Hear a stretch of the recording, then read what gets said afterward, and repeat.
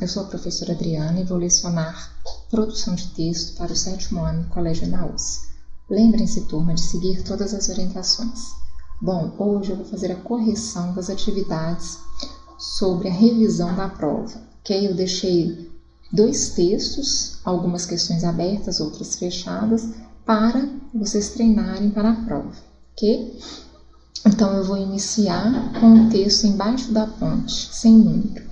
O endereço das famílias R e S é um buraco que fica embaixo de um viaduto sem nome, ao lado da ponte da Casa Verde, na zona norte de São Paulo. Acredite se quiser, o buraco fica na própria estrutura do viaduto como uma toca de tatu. Lá entra a luz do sol e o chão é de terra batida. Luz elétrica só à noite, lá não entra, porque turma, eu li lá não entra a luz do sol. E o chão é de terra batida. Luz elétrica só à noite, quando os postes da rua são acesos. Mas é melhor que morar na favela, sendo sonho com uma casa de verdade, diz Juliana S. 12. Todos esses numerais que aparecem são a idade das pessoas entrevistadas, ok? Dentro do buraco, 2 famílias dividem o espaço. De um lado da ponte fica a família de Juliana, com 7 pessoas. Do outro lado, a de Daniel, R, 11, que vive com a mãe, os 2 irmãos e mais 5 primos, que sempre ficam hospedados na casa. Eu falo para os meus amigos que moram neste buraco.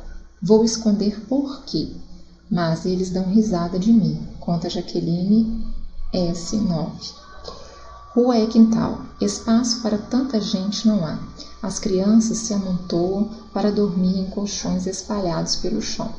Além das péssimas condições de higiene, elas correm risco ao brincarem numa área tão próxima à rua, onde os carros passam a mais de 100 km por hora. O quintal delas é um gramado da Marginal Tietê. Os meninos engraxam sapatos para ajudar nas despesas, ou então vendem pano de prato. Tiro uns R$30 às sextas-feiras. Engraxo lá no Bom Retiro. Conta Rafael. Para tomar banho, eles precisam esquentar a água que buscam em um posto perto da casa. Eu tomo banho quando dá, diz o garoto. Bom, segundo pesquisa realizada pela CIUB, Secretaria de Infraestrutura Urbana, neste ano, cerca de 1.400 famílias, ou 5.600 pessoas, moram embaixo de viadutos em São Paulo. A fonte, jornal Folha de São Paulo, 27 de outubro de 2001. O que eu queria falar? Pensei até que havia terminado. Quando eu tenho a fonte e diz jornal, o nome do jornal, ou a minha fonte se refere a uma notícia vinculada à internet, né, que tem um link lá embaixo que você pode acessar, quando esse tipo de texto traz informação para nós, é um texto, é um gênero que? É um gênero. Se eu tiver nas minhas opções ou jornalístico ou notícia, tá? É lógico que eu não vou ter os 2 ao mesmo tempo, a não ser que seja bem especificado e específico lá no texto, tá? Porque notícia e gênero jornalístico andam juntos. Lembra que eu comentei com vocês? Todos os 2 são vinculados nas mesmas fontes de comunicação, como no jornal impresso, na internet, em revistas, em jornal que tem a informação ao vivo. Então, a notícia e o texto jornalístico são bem difundidos ali, bem parecidos.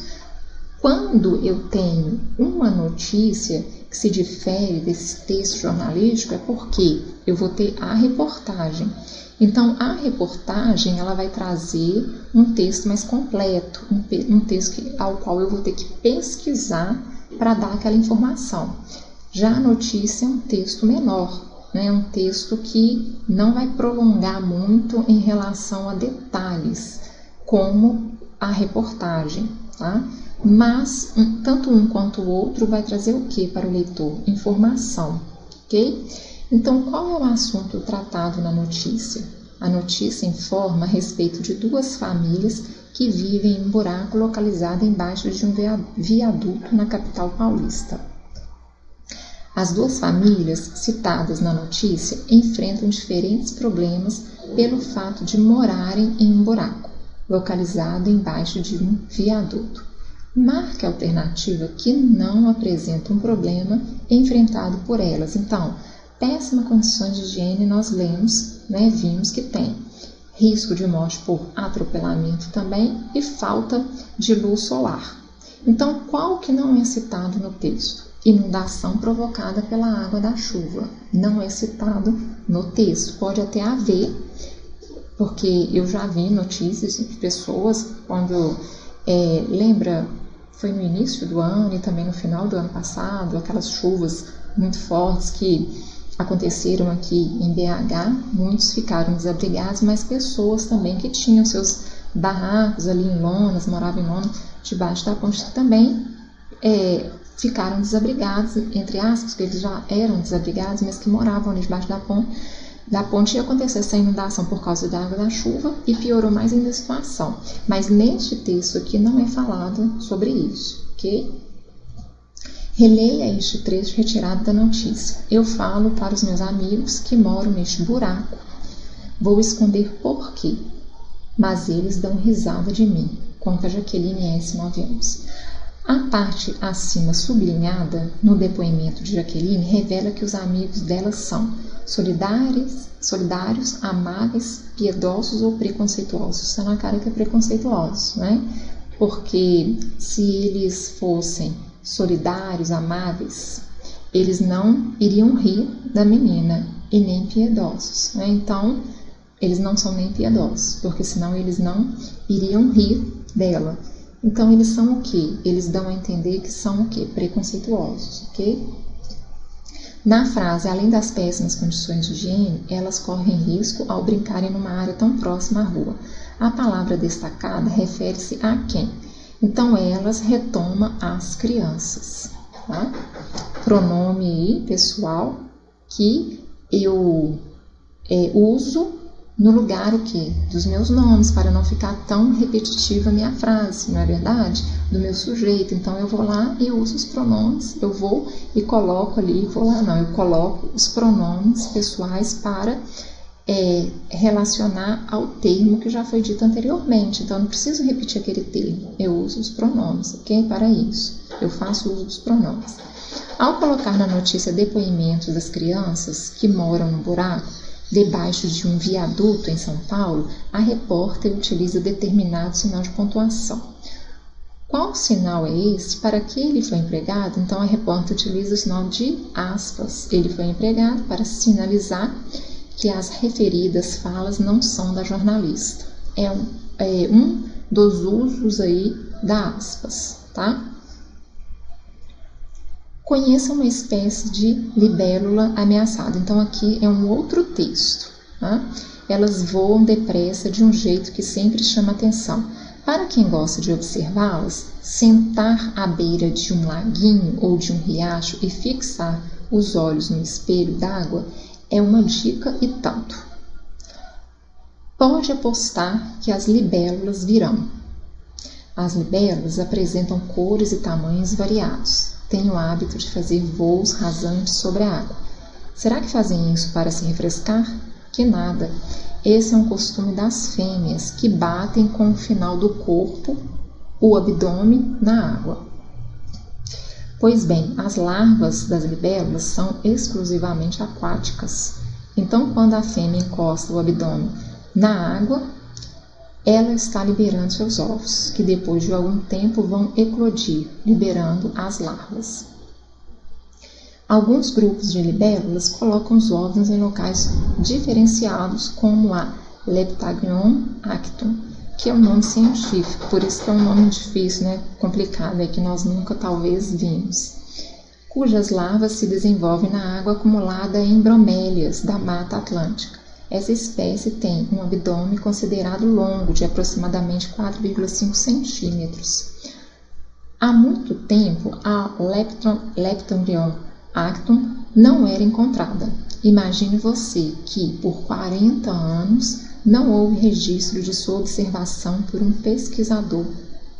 mas em 2005 ela foi reencontrada na reserva biológica de Córrego Grande, no norte do Espírito Santo, onde os pesquisadores observaram apenas 2 machos e 16 fêmeas. Essa reserva fica em Conceição da Barra, mesma cidade da primeira observação. Disponível aí, vocês têm um link aí embaixo, otempo.com.br. Então, isso aí é o quê? Uma notícia também, tá? Porque o Tempo é um tipo, né, um nome de um jornal, ok? Então, releia. Conheça uma espécie de libélula ameaçada. Agora identifique a ideia expressa pela palavra destacada, bem como o objetivo da notícia.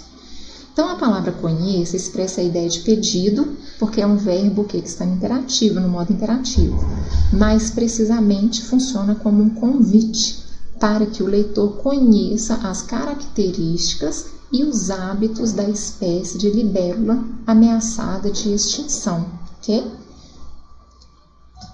Leia o que se afirma sobre a libélula. As larvas oriundas dos ovos das libélulas são predominantemente aquáticas. Leptagyon actum é o nome científico para alguns grupos específicos de libélulas. A presença da Leptagyon actum no norte do Espírito Santo é um sinal de que a espécie não se encontra mais tão ameaçada de extinção. Está correto apenas o que se afirma em letra B, na 2, ok? Leptagyon actum é um nome científico para alguns grupos específicos de libélulas. As 2 outras questões não estão corretas, tá? Por isso que é somente a letra B que fala aí da questão 2. Identifique o trecho que evidencia a fala direta do autor com a do leitor ou leitora. Elas voam depressa de um jeito que sempre chama atenção. As libélulas apresentam cores e tamanhos variados. Essa espécie tem um abdômen considerado longo de aproximadamente 4,5 centímetros. Ou, imagine você que por 40 anos não houve registro de sua observação por um pesquisador. Então, letra C, porque identifica o trecho que evidencia a fala direta do autor com o leitor. Então, quando ele fala, imagine você, é como se ele estivesse conversando com o seu leitor, ok? Observe essa passagem do texto. As libélulas apresentam cores e tamanhos variados. Têm o hábito de fazer voos rasantes sobre a água. Identifique o que se refere ao verbo destacado. O verbo destacado refere-se às libélulas, ok? Porque, vamos olhar aqui no texto, ó, as libélulas têm o hábito. E repare que esse tem aqui está acentuado. Por quê? Porque ele está se referindo a uma palavra que está no plural. Tá vendo? Ó, libélulas, as libélulas. Então, a conjugação do verbo ter no plural é o tem com acento. Esse acento aqui foi errado, tá? Isso aqui foi erro de digitação. Mas não tem esse acento aqui nesse as, não. Explique o porquê do acordo circunflexo no verbo destacado. Eu já falei, o verbo tem deve ser acentuado quando se referir a um sujeito no plural. Tá? Então, é a pluralização do verbo ter. É tem com acento circunflexo, quando ele se refere a uma palavra, um sujeito que esteja também no plural. Analise a palavra-chave do texto, isto é, a palavra principal, libélula. Em seguida, assinale a alternativa que contém palavras que são acentuadas pela mesma razão que ela.